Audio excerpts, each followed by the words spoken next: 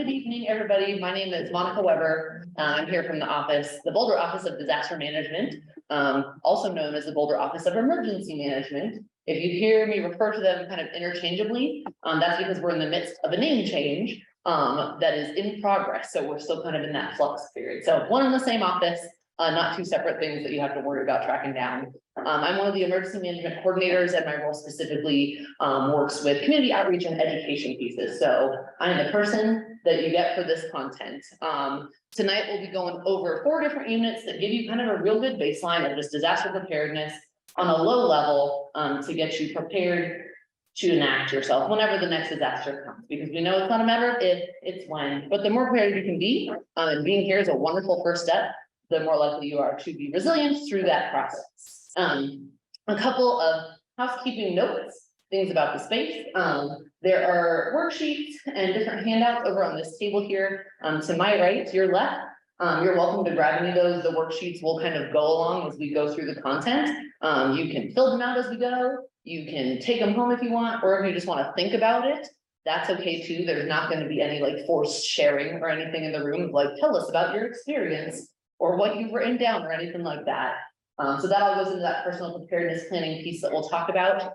And then other housekeeping pieces, there are restrooms out to the left in both cases. The most immediate left will get you to some gender inclusive restrooms. And then down the hall a bit further, if you keep going straight out where you came from and to the left, there's restrooms and water fountain as well. And if you need anything to keep you energized or awake and engaged during this, the little cafe out there is open as well. They've got food and beverages, and I think wine and beer if you feel like you need that to get through this. So there's that. And then in terms of breaks tonight, I'll probably give like one that's like maybe 5 minutes throughout. But feel free to like stand up, take breaks as you need, use the space as you need, just don't like run laps up here and we'll be good to go. So there's that piece. And the last little just housekeeping-ish type of note is that we're talking about disaster preparedness, and that can be fairly sensitive, especially given our community. We've gone through a variety of disasters, both recent and some that are longer ago, but that have very like visceral memories for folks. So with that said, if you need to step out, if stuff gets too heavy, which my intent is not to make it that way, but if it does get that way, there's good little nooks over here. Take care of yourself, come back in. There will be no judgment if you like leave and dip out and don't come back. I will not be personally offended. And as we mentioned at the very start, this is being recorded. So if there's components that you're like, I don't remember what got said, you can go back and watch it to your heart's content over and over. Like your favorite Netflix show that you want to binge over and over again. But that's a little caveat there. And with that, we'll jump right in. So tonight, like I said, we'll be talking about 4 different units, those being Disaster Preparedness 101, which is kind of just a baseline, like get some definitions out there, understand alert and warning, those pieces. We'll also talk about resiliency and personal risk assessment, and how that helps you kind of formulate your own preparedness plan, creating an actual plan. So if you grab that worksheet, that will help you leave here with something written down, and you can do it here, you can do it at home. But that will give you like actual content that you can start to then take action and make progress on in that way. So there's that piece. And then we'll round it out with just some community resources and kind of next steps of where to go from here. If you're feeling really jazzed, or if you're like, I need more to make good decisions, we'll talk about some resources there as well. But with that said, curious in the room, this is a sharing part if you want to, but are there pieces that if you leave tonight and you don't hear blank thing, you're going to be like, well, this is a waste of my Wednesday night and I could have done anything else other than sit in the community center with Monica. Gosh dang it. I'm curious if there are components that you're like, I have to know this before I leave this room.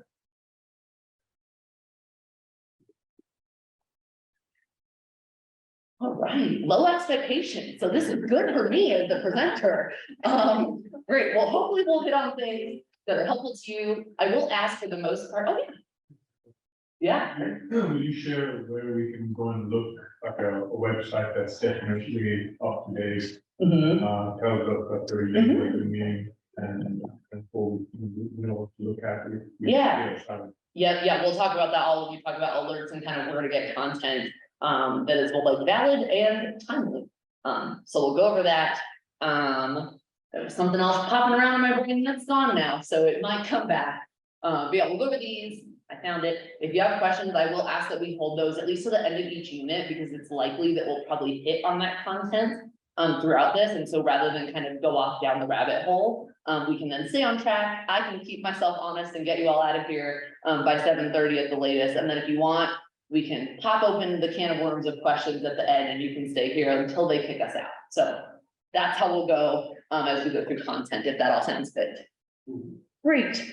Alrighty, so to begin, disaster preparedness 101, jumping right in, a little bit of history of disasters in Boulder County. Talking about that, we also want to talk about definitions. So does anybody have a stab at what might be the difference between a disaster and an emergency?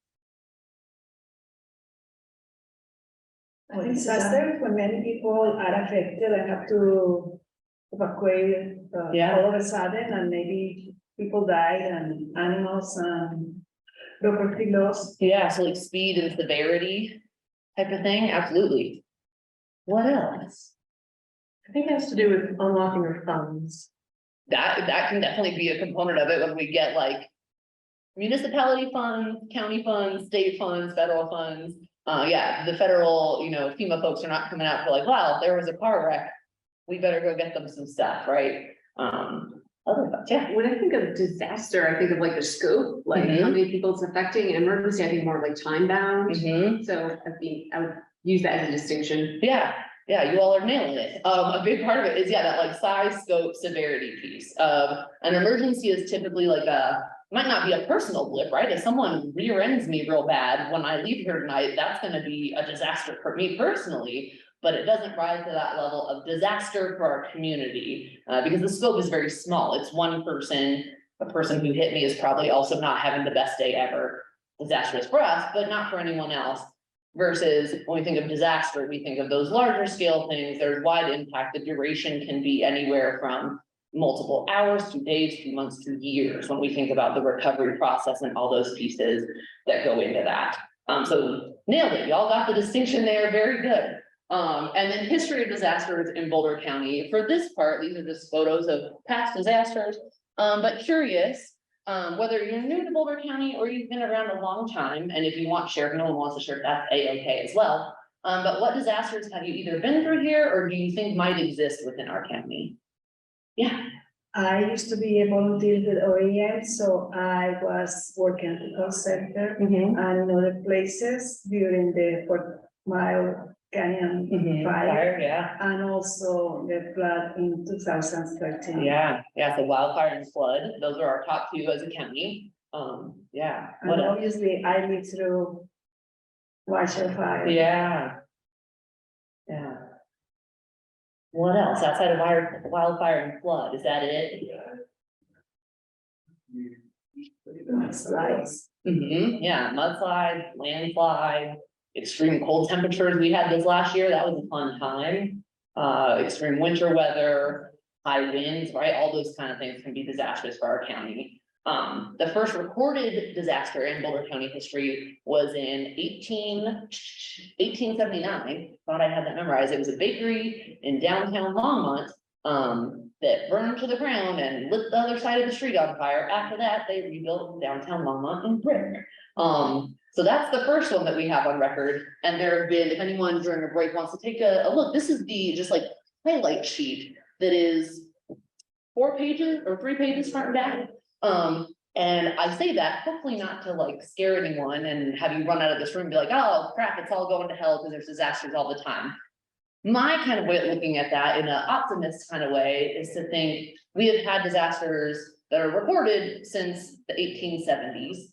We will continue to have disasters, but I think that history shows that we have been a resilient county, right? And a resilient population in Colorado. And so thinking how we can take something really terrible in the moment to see, like, if we look at our history, we're going to come out of this okay on the other end. It doesn't mean that it's going to be easy, right? That process, but using that as kind of context of like, this has happened, it will continue to happen, and we will continue to bounce back. So that's just a little bit of framing on that history part. And then giving a little more context, then I promise we'll get into the alert and warning fun stuff. But cycle of a disaster, this is again, just to provide context. This is the cycle. So you all are in this preparedness phase. Wonderful job. You're here getting the knowledge before the disaster happens, because that helps you to be more resilient as we go through it and then out of it. The disaster happens, then we've got response, which is like lights and sirens, as some folks refer to it, like Guns and Hoses Club of, right, police fire, is who we're thinking of there. Recovery is the process of kind of getting back to that normal state or whatever a new normal might be, and then mitigation. So to go through these a little bit more, preparedness for folks in the community. I know there's a lot of words on this slide. If you'd like to read, I'll say different words that are on here a little bit to keep it engaged. But preparedness looks different for kind of two segments of our population. We have community members. And so preparedness is what you're doing right now. You're here, you're learning about what to do to be prepared, making plans, all those components that have you personally prepared to get through a disaster. Versus on the other side are response agencies, and that's not just fire and law. That could be folks from public health, folks that work in housing and human services, more localized municipalities, they're, staff in that city for the county, all that. Preparedness for those groups can look like training, making sure they have the right equipment available, that they know how to use that equipment, right? So there's kind of different levels of what preparedness looks like from a community standpoint and what we're doing on the back end to make sure that our folks that are responding are prepared. So we've got that component, and then response. This one is like usually, shooting for people. They're like, yeah, people go out and they do something about the disaster. That's the response phase. And that's the moment we know a disaster is happening. And so that's where in the field, we've got someone called incident command. So when we think about like many of our natural disasters, fire, flood, those kind of things, someone from law or fire or a mixture of both is out in the field, and they're the ones with eyes on the scene making those calls about like, when does an alert need to go out? What needs to happen so that we can manage this thing? Do we need more personnel? Do we need more equipment? All that goes into the component of them operating. And then our staff at Boulder Office of Disaster Management, we run a space called the EOC, which is our Emergency Operations Center. And that really works as like a support and coordination center to get the folks that are in the field responding or doing other things, right? Having sheltering operations go on for the extreme cold weather or other pieces like that. We're helping them coordinate those pieces so that it's not all on one entity to kind of make happen. So that's our role. If you're like, why the heck are you here presenting on this? We do support and coordination when disasters hit. So we've got those components, and then recovery. This is to really make sure that like life safety, property, and in any environmental threats, those consequences are not lessened. That's mitigation. Don't listen to me. This is the bouncing back portion. A little moment. But the bouncing back, so being able to rebuild, to recover from it. Things like disaster assistance centers are part of this. So this is really to help get the community back on their feet to normal or to a new normal is the recovery phase of a disaster. And then mitigation. This is the image of like wildfire mitigation kind of zones. If you've ever heard of this is lovely because this person was out in the country somewhere. Let's take the example, right? So they have 100 feet around their house.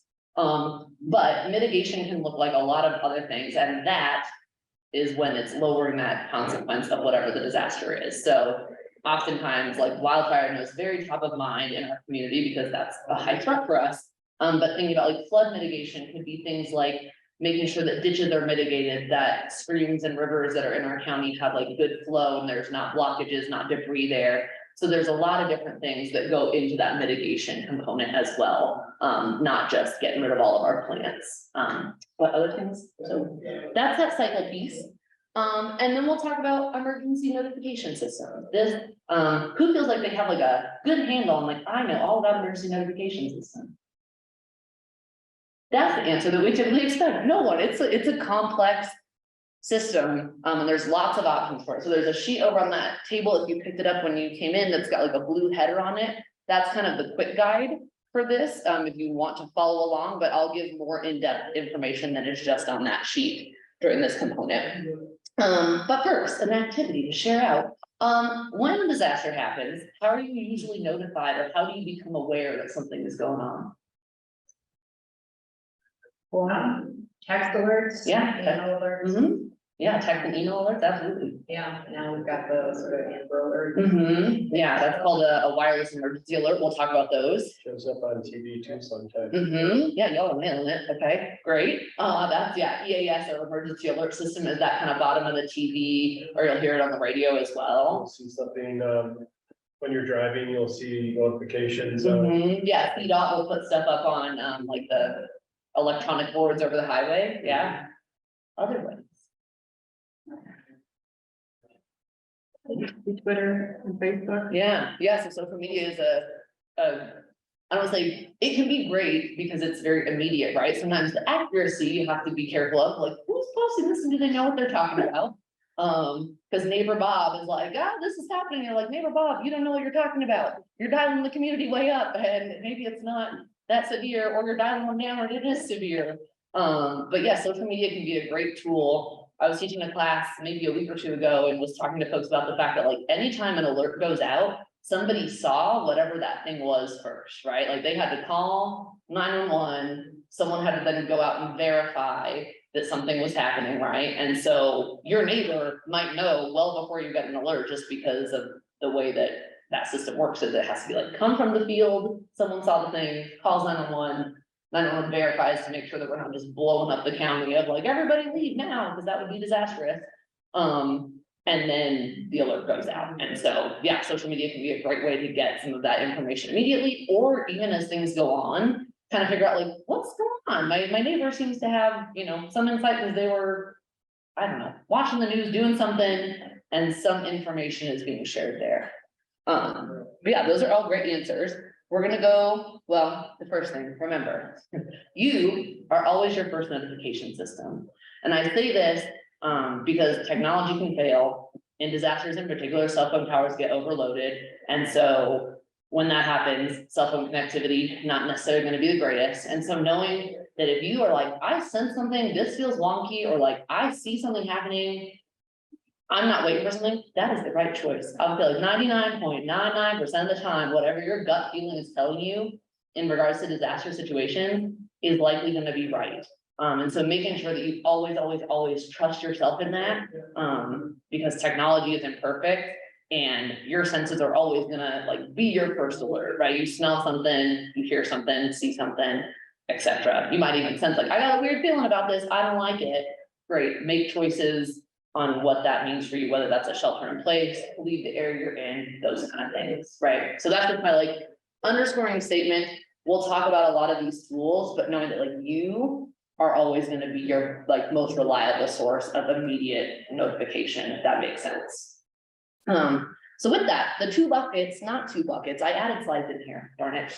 So the way an alert is kind of born into the world, kind of touched on this a moment ago. But like I said, someone calls 911, then someone goes out into the field, they get set up, they have eyes on it, they let dispatch know, hey, this is going on, we need this area and this area evacuated.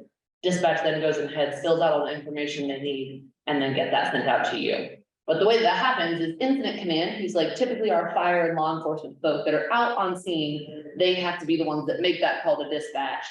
Dispatch is never going off of like, neighbor Bob says that this is going on, because if neighbor Bob is wrong, or neighbor Bob is like an eccentric, and deciding to just add drama to things, they need to verify that. So that goes to dispatch, and then dispatch fills out the information that then goes to you via some of those methods that you all mentioned. So text alert, call, the via alerts that come across as like an Amber alert kind of style. So now we will talk about these different buckets that exist. So the two types that we'll talk about in terms of notifications are going to be ones that you can take personal action to receive, meaning that these are not going to automatically come to you. And then the two slides after this will be information about alerts or notification systems that just come to you. There's nothing you need to do other than like be, and they will arrive at you. So for these first couple of types, we've got Everbridge opt-in notification systems. Anyone familiar with have you heard like Everbridge alert before? Yeah. So that is thinking about like your text, your phone call, your email notifications that you get through that have information about an alert, that all comes through this system. And so that you have to go to bocoalert.org, go there and you can either create an account there, or you can adjust an account if you're like, I think I have one, but I have no idea what addresses are in it, or I would like to add an address. You can do that all through bocoalert.org. So that's that component. And in Everbridge, you can add up to 5 different addresses tied with your account. So that means that if you had 5 addresses, you're like, my home's going to be in there, my place of work, my kid's school, grandma's house, my friend Nancy, whatever. You can add 5 different people in there, and so if anything is going on in the area that's within the vicinity of that address, that means you'll get an alert to your phone, email, whatever method you prefer. One really important part to underscore about that is if you're signed up for alerts in Superior, and you're like, well, my home address is in Superior, that doesn't mean that you'll get every alert that goes off in Superior, because it might be across town, it might not be super close to your home. So that's just one piece to know, because we've had that question come up before, of like, well, I signed up, why didn't I get this thing that was happening, you know, that I drove past the other day? Well, because it's not near one of the addresses you put in, so. How small is, how small or can you go to something like? Yeah, so the radius of like where kind of gets alerted around your address, so if your address falls within the area that we have kind of. Our map for the county in like very kind of low level terms is divided up into different zones. Okay. And so, or polygons, like what we call them on the back end. And so that address is within a polygon that needs to have that alert because it seemed like it's close enough to whatever it is that is the hazard. You'll then get that alert. Is it a polygon like the size of a block? It varies throughout the county, like density has a component, so like as we get out into the West County, like those are often larger because the population density is less. And then if they needed to, they could also like law enforcement or fire could like zone in on like, okay, we have like a wacky person that is walking around this neighborhood. They might want to not to alert everybody in that whole area, but they want to notify, okay, this, you know, radius out. So they can do a little bit of both and manipulate that in that way. But the polygon and that kind of zone system has really helped us move up the speed of that, because rather than someone having to be like, okay, on the hood of my car, we're out here, we're drawing this area, then we're relaying that to dispatch, making sure dispatch has that correct. It's like, we need 42A alerted, and then that can go out really smoothly. But great question. So that's kind of those opt-in pieces. Right now, I think only about 40% of our county is opted into this, and I would venture to guess that most people have a cell phone, which means that 60% of our county don't have their cell phones registered in here. So if you're not registered, we'll have a moment later where you can do that, because I won't think you can. So there's that piece. And then there's different mobile apps. The one that will be launched in May, the first week in May, is called Reachwell. And that is a really cool tool that we have that'll be coming on that will allow folks to get alerts in languages other than English. So it has, I think, over 100 different languages, and it'll push notifications through to your phone. So that is going to be really helpful, I think, for us to be able to reach our population. So if you know of folks that you're like, there has been language access issues, that's coming in just like a week and a half. So stay tuned for that, and there'll be a big push that's coming out from our public information officer folks about that. But really cool. It started at schools as a way for schools to kind of send information to parents and families. And now different municipalities have started to use it for alert and warning pieces. So pretty cool stuff there. And yes, there's that piece. And then for some of our more like traditional and automatic things that you might be more familiar with, we've got Everbridge landline notifications. So that's different in that if you have how many folks have like a landline phone? Yeah, so you will get alerts automatically if that phone is within the county. So if you have a landline, those will come through, and that system is updated once a quarter. So if you're like, I just got a landline, it might not be in there. That's why I'm like, everybody should have an opt-in account. But that will go through automatically, and the way that comes through, before I started the job, I used to think it was like robot voice that would just say text to you. But actually it's one of the dispatchers that records whatever the message is, and then that comes through. So it's more easily decipherable, and then it's a real human and not robot voice. So there's that piece. There's also wireless emergency alerts. So that's that kind of Amber Alert style that just blasts through your phone regardless. Right? It usually makes a lot of fun noise while you're at it. But those will come through. And the way that those work is they are like cell tower related. So you don't have to sign up for anything to get a WIA or wireless emergency alert. I could be visiting somewhere that I do not live, that I've never been before. And if their emergency or if their dispatch center sent off a WIA alert, I would get it if my cell phone had been within range of the cell towers that are within that zone. So complex stuff in terms of like how it all works from a technology side. But basically the short and fast of it is like, you'll get it if you're in the area. These WIAs, I will say we use more sparingly because they can either blast out much larger areas than they're supposed to, or not large enough. Because with all of these, another fun fact that I learned when I started this job, is that they're contingent on like the cell carriers have to then push things as well. So there's not regulation on that. Most of the time I was like, they're going to, but there's a lot of nuanced areas where things can like go awry, which is why I say again, that you piece is always like that first line of defense in terms of getting yourself notified and getting that awareness. So that's a little bit about WIAs, and then outdoor warning sirens. These, there's quite a bit of confusion, I would say often, because some folks are like, they have wildfire alerts on them, they don't. Traditionally in our county, the sirens are used for two things, flash flooding and tornadoes. There's some in the city of Boulder that are like west of Broadway, that have like a wildfire package on them. But outside of that, that's not their primary use. So that's just something important to know. They're also intended for folks that are outdoors. If you live close enough to one, you might hear it sometimes, which is probably deeply annoying. But good to know that it works. But that's for folks that are recreating outdoors. It's not meant to be heard in your house. So if you're like, well, I can't hear the dang siren, correct. We would like you to get information through one of these other options, not the siren.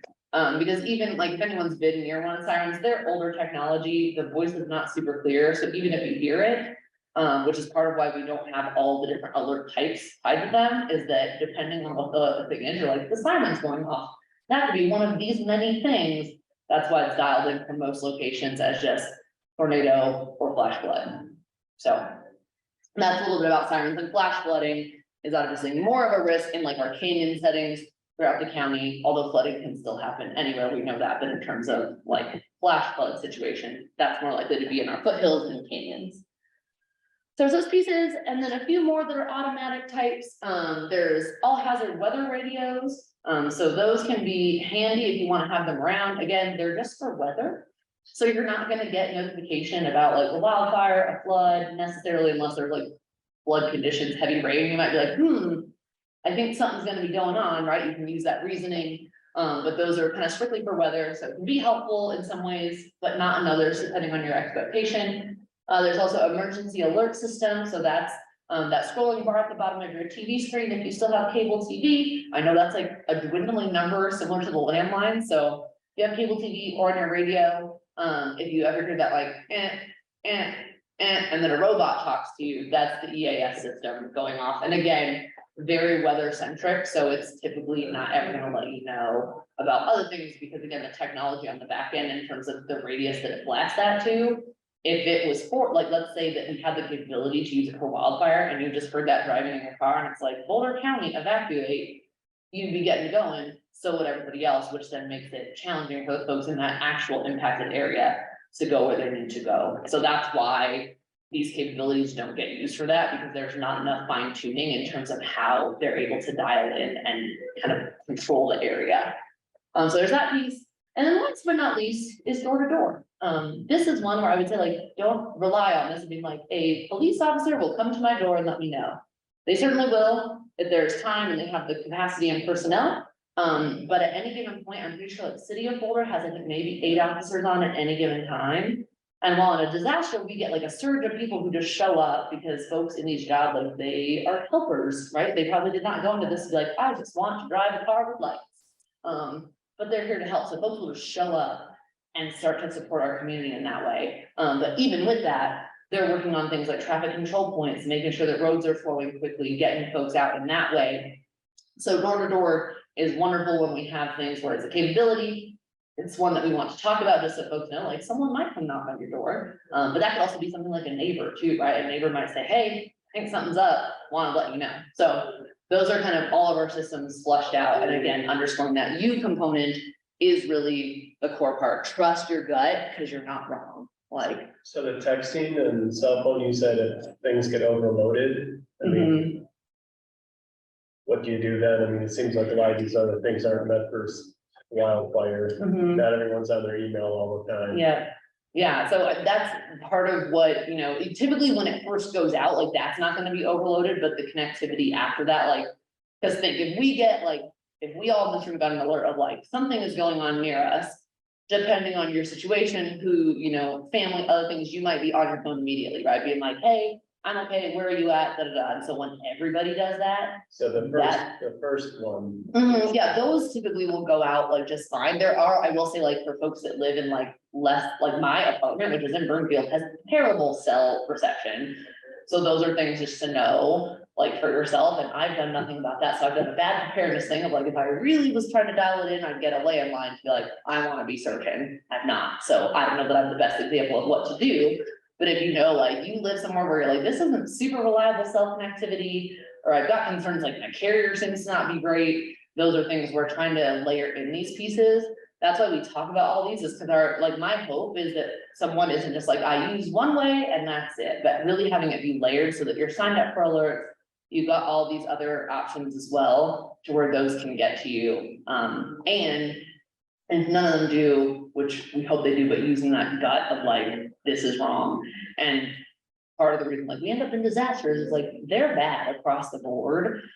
It's a bad deal for everybody. And so knowing like some things won't go perfectly, but that's why the preparedness piece helps you get kind of over that hurdle to where you're more well positioned to get through those things. And I'll take more questions when we finish this unit, just to make sure that we stay on track. And then I'll take a couple questions and then we'll roll through it. And at the very end, we can open it up for, because I know this content in particular, like there's a lot of nuance to it.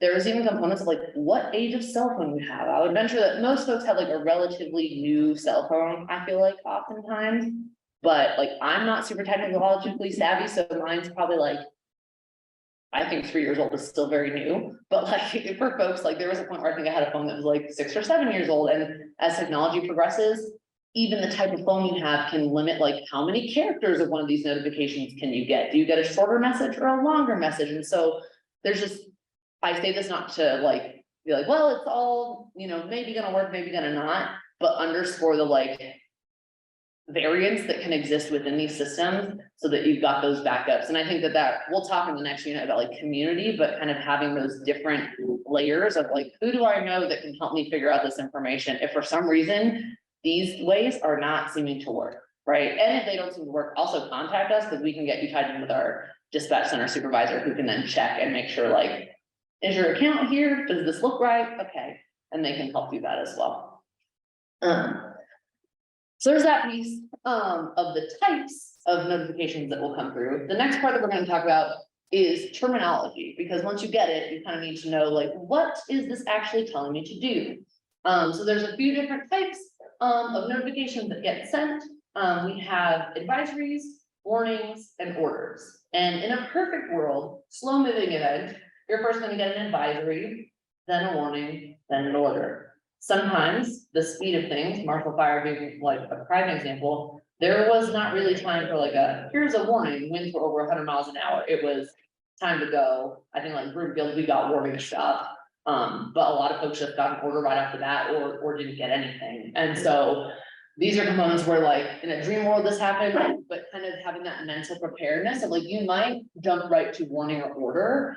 And we'll talk about the preparedness planning piece of it, but how you can get ready to activate on those components kind of at any time. So those are those pieces, and I should explain a little bit about them. Advisory is just kind of priming you of like, stuff's maybe gonna go on, conditions look like they could be right for XYZ thing to happen. A warning is really meant to say like, yep, this is cooking up to look like XYZ thing, and we want you to get ready, kind of get your brain primed to maybe take action. And then an order is like it is time to go now. And you can again use your kind of sense of like, time to go now means I have 2 minutes, time to go now means I have 15. But I would say like 15 is probably like for my comfort level, I'd say like that's the top end. If I get an order, I'm grabbing a couple key things and going. And so those are those components. And then within an order or a warning or advisory, typically these are all order pieces, you're going to get an action that it tells you to do. So climb to higher ground, that's for flooding, shockingly enough, during a wildfire, please don't climb to higher ground. That's not going to be good. Fire also moves uphill faster than it moves downhill. So not for fire, but for flood situation. And that could just be like, that doesn't have to be, I'm getting on top of a mountain. That's like, I am on top of this table, if that is the only option I have, right? A lot of this and part of disaster situations is like, rarely are you gonna be like, it all worked perfectly, and I did exactly what my plan was. Oftentimes it's figuring out like, how do I pivot to the best possible option? And that's where some of that planning piece that we'll talk about will come in, is you'll be able to lay out some decent options for yourself so that you don't feel crammed into a specific kind of hole with that. So there's that. Evacuation, I think folks are fairly familiar with. That's a get out of wherever you're at.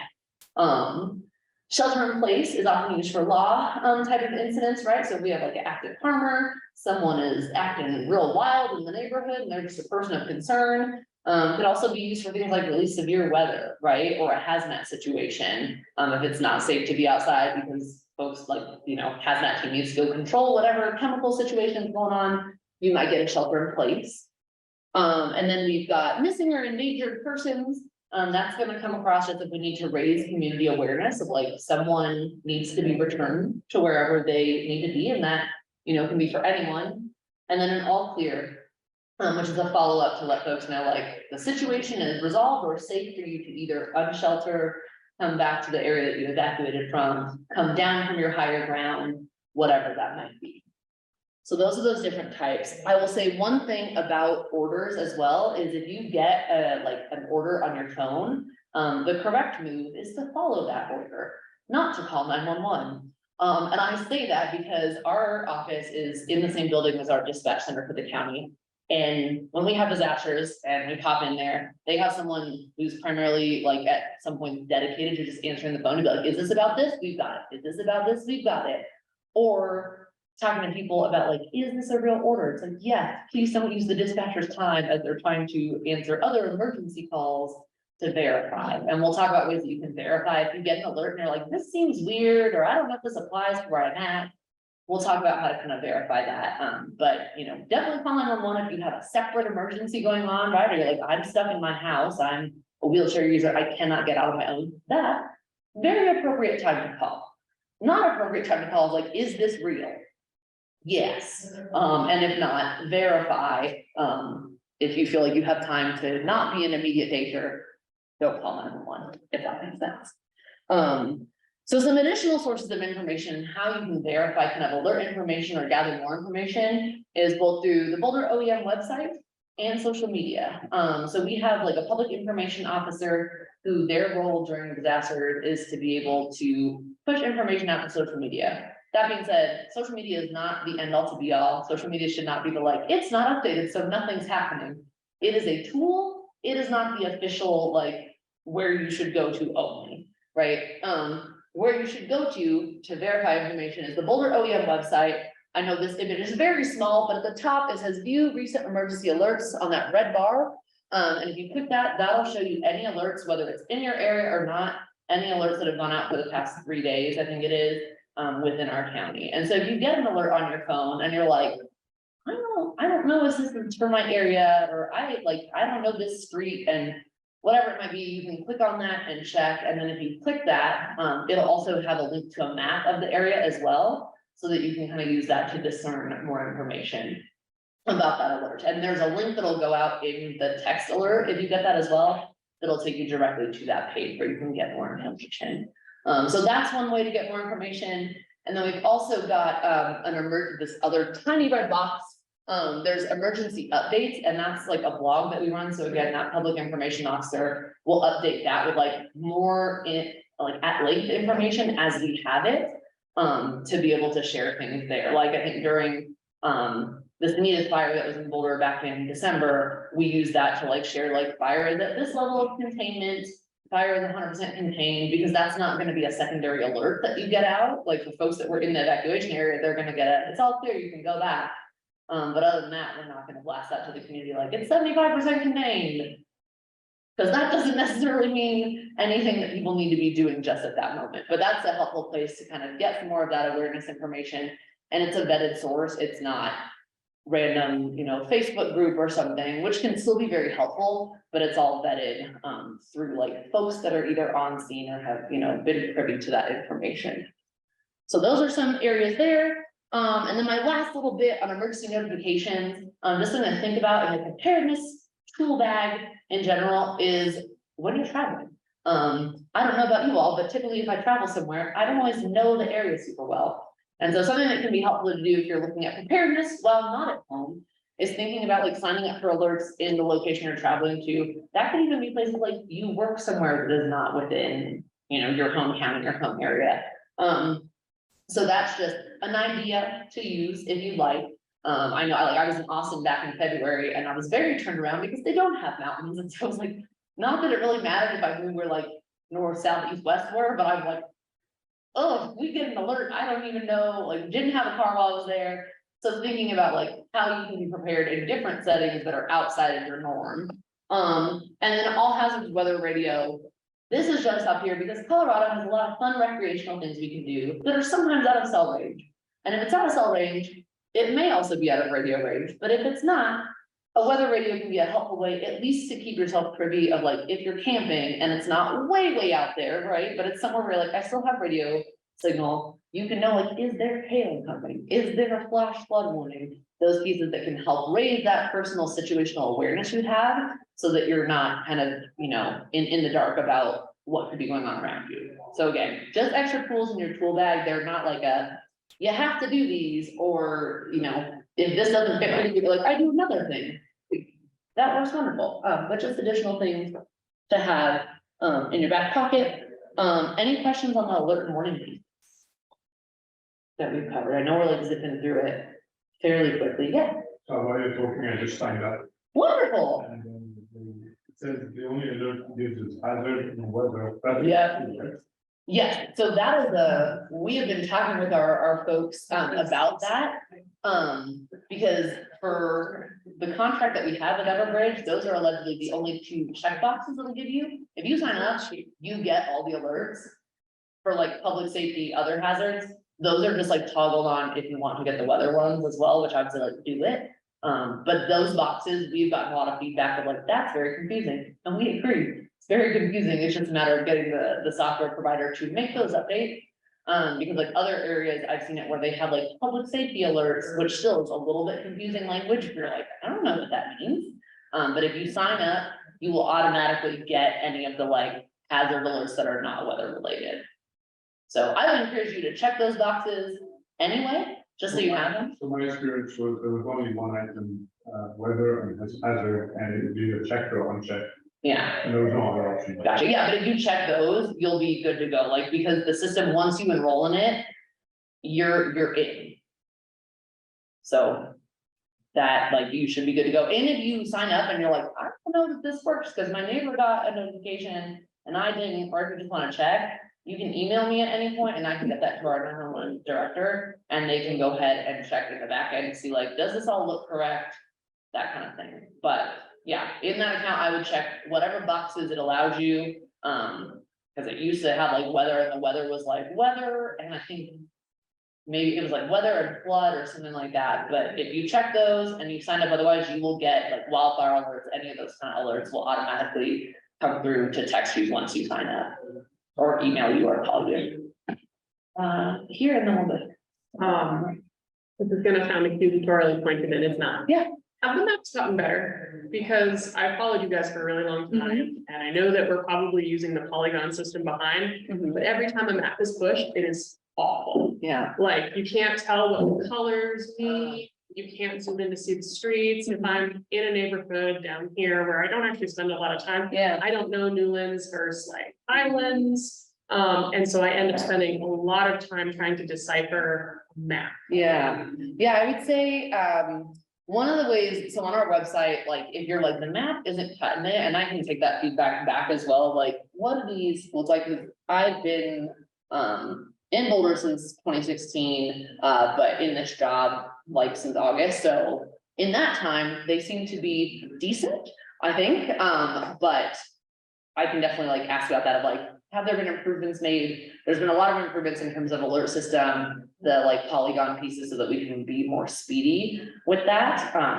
And like evacuation routes and police and fire have been all over that of like identifying key points that like need to have people at them. So if we do need to evacuate an area of the community, that we can get folks going and have that be as smooth as possible. But I'll definitely write down about the maps. And then if your email's on that sheet, like touch base with me at the end, and then we can talk about that. I think this is not your department, but if you want to just look at an example of something that was awful, East Troublesome Fire. I had some friends and family there and they were pushing out information and they were literally using, I think, the fire code zones to Mhm. evacuate and nobody knew what it meant. Yeah. It was the polygon system they were pushing, and so literally I like went to my computer for Yeah. 30 minutes so that I could be like, it's not your neighborhood, it's Yeah. mine. Yep, and there's another, so on our tool as well, one of the things, or that was not a sentence, on our website, there's another tool. On that kind of right-hand side, there's a little kind of menu of some red boxes. And there's one in there that you can click on and enter in an address and it'll tell you if you're in, if there's a alert or not. So that can be really helpful. And then, yes, more to come on some of the like mapping things for the public. That will be available, I think, later this year, where folks can also be able to check that quickly. Thank you. Yeah, Is it possible to get the NOAA weather radio from like a car radio?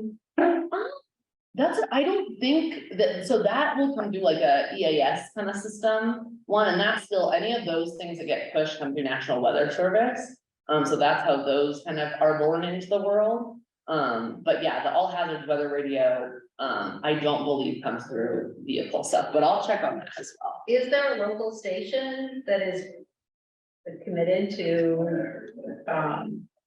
Like alerts. broadcasting local emergency situations? Not that I know of, but yeah, because I know like some places, right, when you travel, I feel like when you're in like remote areas, it'll be like, turn into like AM Yeah. 1600 for Right, alerts, or maybe not alerts, but traffic. yeah, emergency traffic. information, whatever it tells Yeah. you. I don't think that we have them, but I'll check on that as well. I think most of our stuff gets pushed through like an EAS type of Okay. system. Because there were a number of things that really went badly during the Marshall fire, so local cell towers went out. Yeah, and Very moved over early on. to some degree for them as A well. lot of people were stuck right on Fulton Road, right up here, Yeah, you know, in traffic, and it was really difficult to get information. yeah, Um, yeah, you know, stuck in our cars, yeah, yeah, we tried radio, we tried various things. yeah, yeah, and some of that, like, as we talked about, like, incident commanders, like, personnel in the field have to let dispatch know, and so if there's a gap in that,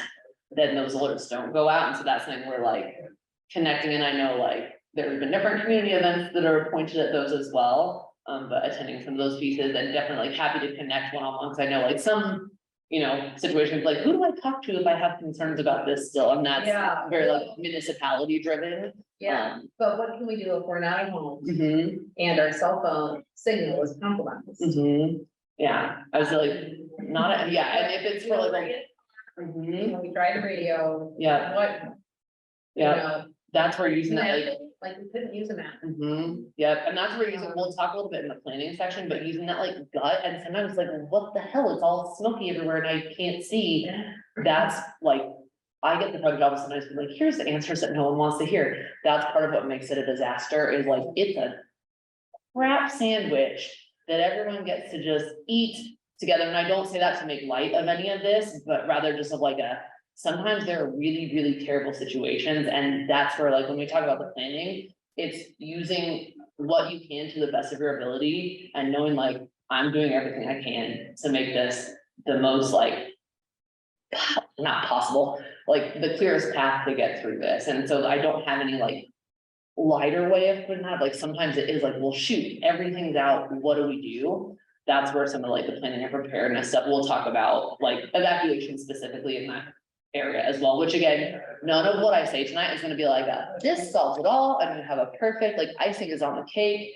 It'll all go perfectly smoothly, because that's not the nature of a disaster. Like if it was not exponentially terrible, it just be like, oh, it's an emergency, it happened, we're done through it. We get the fun joy in our office of having a like small percentage of events that happen that it's like, this is terrible across the board. So yeah, we'll go one more and then we'll, Just to bounce off that, was the question about like how to navigate if there's no cell reception and you're in your car stuck on a road? Exactly. Do you use Google Maps? I'm not sure about Apple Maps, but Google has a feature where you can download off the maps. So what we have done in our house is you have to do it in sections because Colorado is a large state, but we actually have the entire state of Colorado downloaded into our device. So that if we're stuck and we're like, I don't know what to do, I'm not familiar with Superior, I plug in my father's address in Lakewood and it doesn't need signal, it will just send me there. So, but will it tell you, like, during our evacuation, many roads closed? It's not gonna tell you that, So that, yeah, so that's what we were looking for, how do we get out of Superior, how do we get out of town? And I think that you probably couldn't even rely, I know Google made a lot of efforts because now they have a Boulder office shrinking. But I think that in the times where you have like 45 minutes to leave, it's not gonna show up on those maps anyway. Yeah, so we'll talk about like some of the ways you can work around this again, to the best of any of our ability. Because sometimes it's like, this is terrible, I can't do anything about it. But we'll talk about some kind of ways to help mitigate some of the challenges that we're talking about. We'll move into the next one and then I'll roll through this in the next section together and then we'll do questions at the end. That way if folks are like, I'm ready to bounce out of here, you can, and if you're like, I want to stay and chat, we certainly can do that as well. So this next section is about resiliency and personal risk assessment. There's a slide in this where we'll really underscore like, why are we talking about this? But ultimately, this is just a reflection point, but think about a time in your life that you dealt with something challenging, and this is not like, I'm not gonna require you to share out. At any point during this, I think I said that a couple times, but if you want to, you can. But as you got through that challenge, what kind of things helped you in getting through it? And what did you learn about yourself while going through that challenge? So if you want to share, you can. If not, I've got answers to this already. And you don't have to share what the challenge is if you don't want to either, but you feel like I want to share, but not fully, that's okay. So hopefully. Well, everyone- I want to share, Yeah, of course. my daughter lost her home and I help her, Yeah. because, I happen to have I got all the messages. Yeah. But I had a massage right before the fire, so I turned my phone off and I just remember next day to turn it on and I realized I had lots of messages. Anyway, after what happened, losing everything and all that, I was getting very, very stressed, lot of anxiety and depression. So after a couple of weeks, and I mean, I didn't see my daughter because she was living in Westminster for a while. And I just decided to get busy. So this year I have been getting to do things that I like I am in some programs with the senior center in Louisville, and I love music, so I got involved with some groups and go to the concerts and, you know, do a lot of things that could maybe see in my mind somewhere else. Right, so finding those ways to kind of channel like the maybe anxieties or overthinking, the things that we can kind of mill on, channeling those into something. Absolutely. Think of other things, right? As we think about challenges, often what helps us get through those, it's like community, feeling like we have some sort of like roadmap to get through it, right? Some of those pieces that come into play, having support systems within that community, because being isolated doesn't typically help motivate us unless you are like, yeah, I'm motivated, I'm gonna do it on my own.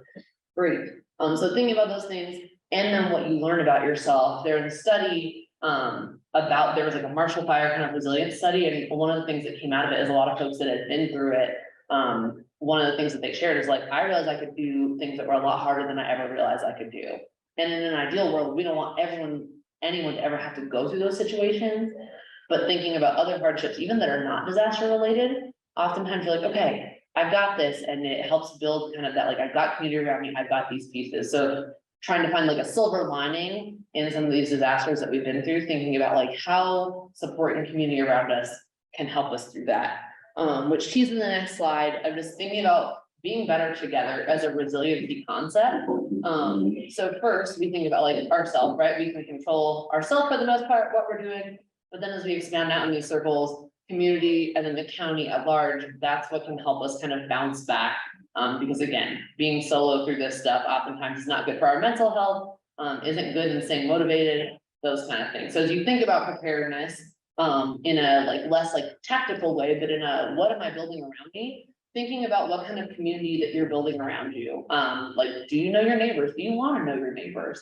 Do you have other support systems, maybe that don't live right near you, but they're folks that you're in a community group with, you're in a book club, they do gardening with you, something like that, where you can have folks that you can lean on in some way as we go through, because that helps to lessen our own risk as we think about how we'll bounce back. So with that, we'll talk about personal risk assessment, and this has some of the activity pieces that go along with it on one of those worksheets. And I'll talk through this, and if you want to follow along, you certainly may. If you're like, I'm doing this at home, or like, nope, I don't want to do it, that is your choice. I would recommend doing it because it helps kind of narrow in. But there's two components that we talk about when we think about risk assessment in this context, and that's shock and a stressor. Does anyone want to take a guess at what each of these are? Yeah. I feel like the time bound thing and like shock is something that's more immediate, that kind of just like slaps you across the face, and stressor is something that maybe is more ongoing. Yeah. Yeah, so I think nailed part of that, I think, if I understood right, and if I didn't, then you probably nailed the whole thing. So yeah, shock is one of those, like, it's an immediate jolt sort of thing. It's a very acute incident that happens, right? It doesn't necessarily have long-term effect. It might have long-term effects, I should say, but it's not a long duration of a thing, right? Versus a stressor is something that might be ongoing, right? So like a shock could be like, went outside, my car doesn't start. Great, that's gonna kind of throw a wrench in my plan and what the heck I'm doing and how am I gonna get home to the dog, and it's a shock, right? Someone rear-ending me, those kind of things could be shocks. Me losing my job could be a shock, versus like a stressor is something that might be more long-term, maybe like that low boil, but it's something that's always going on, right? So I feel like the cost of housing is a big stressor for me. My job stability is a big stressor for me. I have kids that I depend on, and that, while I love them, stresses me out sometimes because I'm someone that they need to depend on, right? Those kind of things are the difference. And so we'll talk about the worksheet, but basically kind of using those as a way to help assess risk with this next point that we'll talk about. So if you brainstorm these, list them, we're not going to share out, this is a very like personal activity if you want to, but on that worksheet, there's a left-hand little column where you can fill out a grid and list in 3 shocks and 3 stressors. And if you don't have any, congrats, what a lovely life you must live. And I'd like to talk to you more about what you're doing, because I'd like to do some of that. And then we'll kind of compare these on this worksheet with community lifelines. So community lifelines are something that was developed by FEMA, but it basically what they are is things that help us have access to the things that we need to function as a community, right? It's like infrastructure, food, water, shelter, health, health at large, like health supplies, access to healthcare, those kind of things are all different lifelines. So for these, if anyone would like to guess what any of these are, like the first one, any guesses? Is it fire? Maybe. What about, we'll go for what they are in a sec. This one? Shelter, food. Yeah, food and shelter. This one, I feel like it's fairly obvious. Medical. Medical. Energy. Yep, wonderful. Good. Communication. Yep. Yeah. Yeah, this is my favorite one because one time someone was like, is that a check mark over a bridge? And I was like, it is not. I think it's supposed to be an airplane. Which if you have an airplane, again, to like get yourself out of disasters or like commute places, cool, I suppose. And then this one, yeah, hazmat, which is an odd like lifeline, but it's basically something like, we want to keep that stuff away from us to have like good lifelines into things. So you all got it. That first one was safety and security. Food, water, shelter, health and medical, power, gas, communications, transportation, and hazardous materials. If you had to guess on this list, one of them has to go away because it doesn't apply to you. Which one do you think it might be? Yes, the last one, hazmat. Please don't go dealing with hazmat situations on your own unless you're part of a hazmat team and have a team there with you. Because that's not going to help keep your lifelines maintainable at all. That's probably going to harm you pretty severely. Right? So these ones are the ones that we focus on. And then we've added one, other personal lifelines. This came out of doing this workshop multiple times and folks kind of bringing up like, well, what about if financial, like where's financial in this? Or what about my spiritual well-being? That's really important to me. I think you can make an argument for things like maybe financial ties into like, well, food, water, and shelter. If I don't have finances, I don't have that. So that fits in that kind of sphere for me. Or thinking about like health and medical, I think you could treat that as like health overall, is like your well-being, maybe your spiritual component goes into there. So those are the lifelines that are on the worksheet that you have, but if there's others that you're like, I want to add this in because it feels really important to me and I don't think it fits in one of these buckets, that's okay. There's not like a right or wrong way to do this. This is just a risk assessment to figure out what areas you might want to like focus in on, where those vulnerabilities lie more than others, right? Because you might have a really solid plan for like, transportation, my household has 2 cars, both are really well maintained, not worried about it, can both drive, not an issue. Or you might be like, ooh, transportation for me is actually kind of a weak spot. My car's not in good shape, or I don't have one and I use public transportation in disaster. That probably isn't going to be too hot of a choice. So that's kind of the point of that. This is a very long-winded thing, but basically what it says is if you listed out those lifelines on that sheet, or rather your shocks and stressors, the lifelines are across the top. And so what you would do for each one, I'm 99% sure I put an example in here, I did. So what you would do for each one, so like my shocks and stressors that I wrote out, like my shocks were like a wildfire, car breakdown, or a power outage. Right, and those are just things that for me, I was like, oh, that could be impactful. There's no right or wrong answers to this.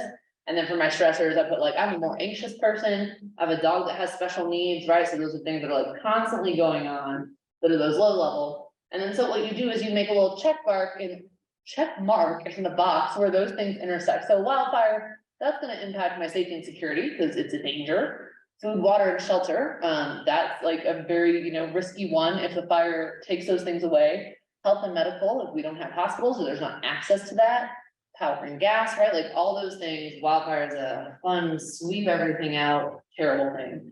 But then we look down here, like my dog situation, right? Safety and security, that doesn't trust me about that, but food, water, and shelter for him, and knowing like I have a dog, if I had to leave my home, I can't just go to a regular shelter, and I can't take him to certain friends' houses because of animals they might have, right? Health and medical, he has special medications that he takes. And then transportation. If I don't have my own personal vehicle, how do I get him somewhere, right? So that's kind of an example of like how you could use this. And then what you do is figure out of these lifelines, like which ones seem to be the most impacted by all the shocks and stressors that I had.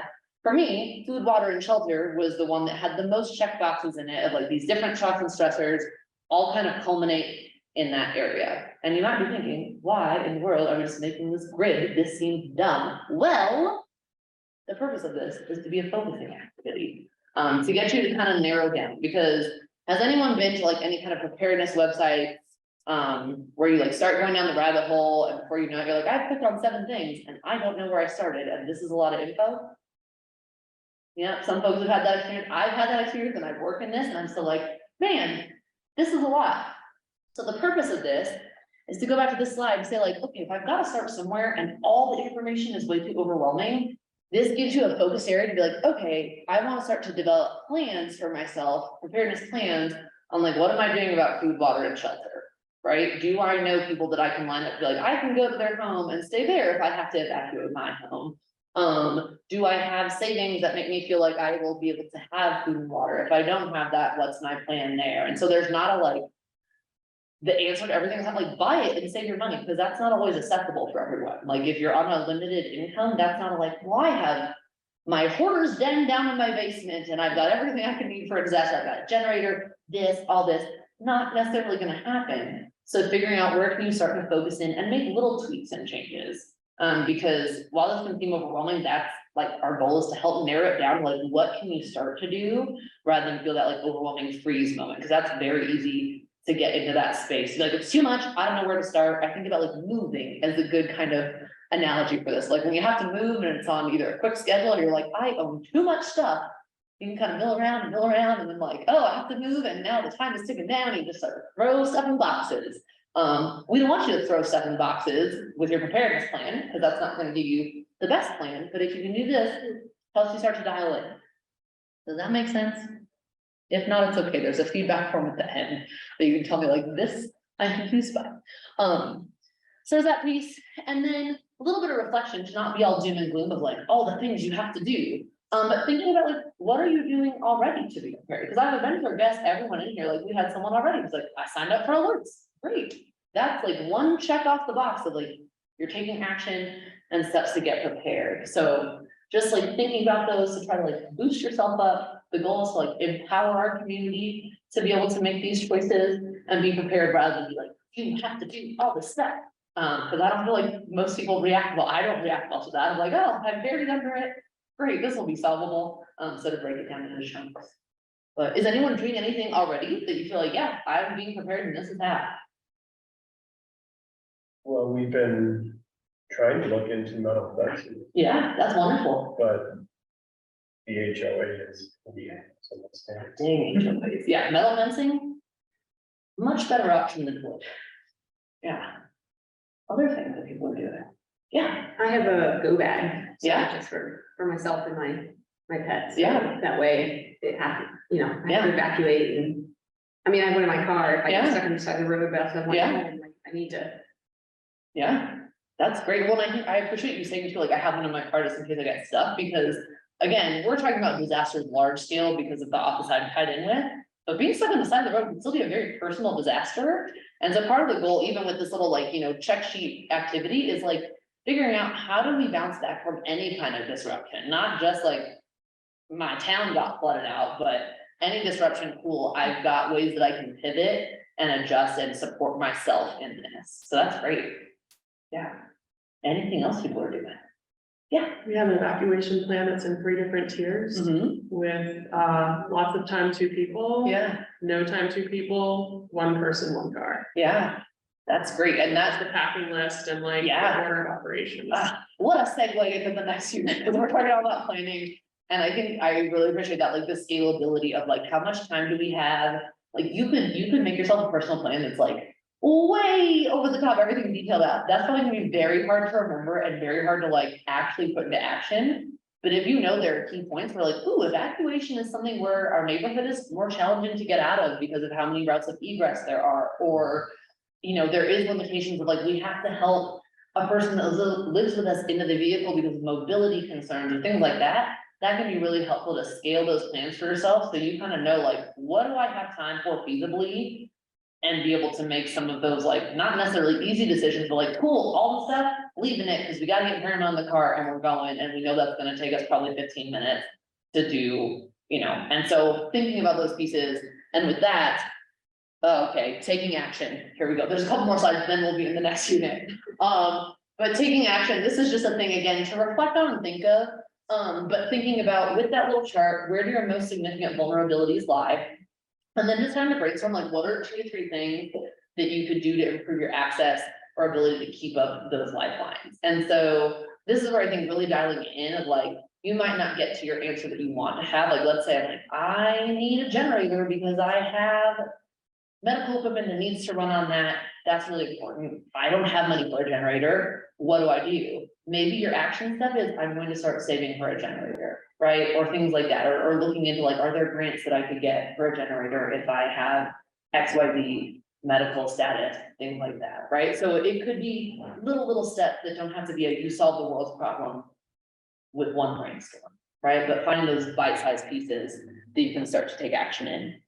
And then taking action at homework, if you're like, wow, I'm feeling jazzed about this, I gotta go do this, getting with your community. And that could be both like your actual physical, like neighbors, those folks, or it could be people that you're in community with.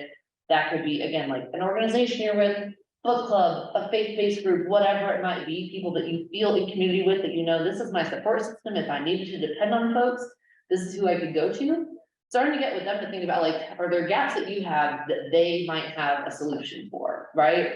And so thinking about like, I was working with like a man and his neighbor like months back, that he was like, my neighbor is in her 90s, can't get out on her own, like, I think I'm able to do this, but they were like, maybe we need to meet another neighbor that can also help us like carry her, get her into the car, that type of thing. And so you might have someone that's like got a physical strength piece you need, or got a vehicle that would be helpful, or even like equipment, right? Someone has a generator that you're like, great, we're gonna bring the people that need the generator, they're gonna congregate in this house if we're in a like shelter in place, because there's wacky stuff. Well, shelter in place, don't leave your house.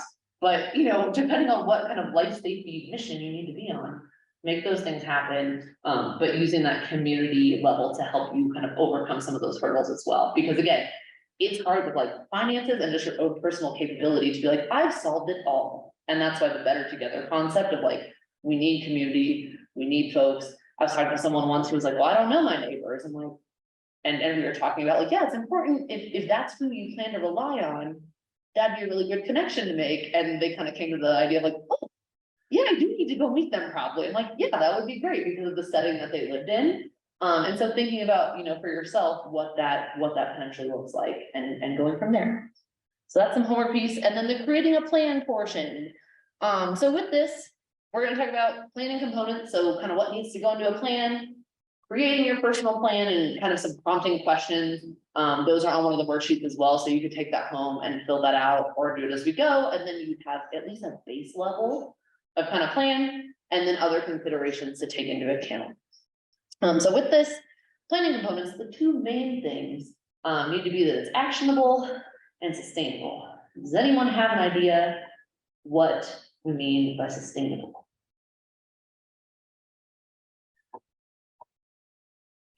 It lasts a week, whatever action you're taking, can you do it for a length of time? Yeah, not to use the word in a definition, but yes, to be able to sustain whatever that capability that you have is, right? So if it's a one and done, you're like, well, that was it. We don't have any more supplies to do that, or burnt on this, can't do it. That's not necessarily sustainable. You want to be able to maintain it for a duration, right? I think about like food and water is a really great example of this, of like, if I've got a pack of granola bars and a bottle of water, that's probably not going to get me to the like 3-day suggested amount of food and water to have for myself for a disaster. And I think FEMA's actually bumped it up to like 7 days now. So thinking about like, do I have enough of blank capability to sustain this practice and this plan that I'm going into? And then the actionable piece, I think, is like fairly straightforward, but like, can you actually do it? Like, if there's a wildfire, I would like to just like helicopter out of here. I do not own a helicopter. I know no one with a helicopter. I don't know anyone even with access to one. That's a terrible plan. So making sure, as much as we might want to be like, here's my dream plan of what happens, making sure that it's actually realistic for your setting, right? Or if I'm like, I'll just run out of here. I'm like, I'm a terrible runner and very tired easily. Well, if that's my only option, yeah, get out on foot. That's not gonna be my like, screw the car, leave it behind. I'm just gonna jog out of here because I'm gonna get tired in like 10 minutes and like, well, this was a fail. So thinking about things that are actually actionable for yourself. And then the 3 components that we'll talk about in terms of creating your plan, and you could again go like as in depth with this as you want. I would say the more you can dial it into like basics, that gives you a lot of flexibility no matter what the hazard is, what disruption you're hitting. You're not then like, oh dang, this was my wildfire plan, and now I have to adjust to my flood plan, and now I have to adjust to my shelter in place plan. It's just if disruption happens, here's what I do, kind of blanketed thing. So the pieces that we'll talk about are communication, which really ties back to that alert and warning piece we talked about, of like, how do you know what's going on and what you should do? Evacuation and sheltering in place, and just some things there. And then a grab list. So you mentioned a go bag, which is a great option. We talk about grab lists a lot in our office rather than a go bag, not because a go bag is bad at all, but a go bag requires you to maintain it and for your life situation not to change. So if you're like, my medication has changed, or like, we have a baby that we didn't have a year ago, and the go bag has no baby supplies, well, sorry, baby, you're out of luck. Right, so if you're gonna commit to a go bag rather than a grab list, we'll talk about some of those components to consider as you go through that. Both are great options. So don't hear me say that like go bag is wrong. It's great if it works for you. And that's really how any of this planning piece goes, as well as like find what works for you. And that takes like some trial and error of like, okay, you chat with it, maybe you chat with other people in your household, figure out like, is this reasonable or no? That's kind of the process, right? So with communication, first step, talked about it earlier, get informed via any of those methods that we talked about, via yourself, your gut, a neighbor, a friend who calls you, whatever formal or informal ways, gotta get informed. So that's where you get signed up, you're good to go.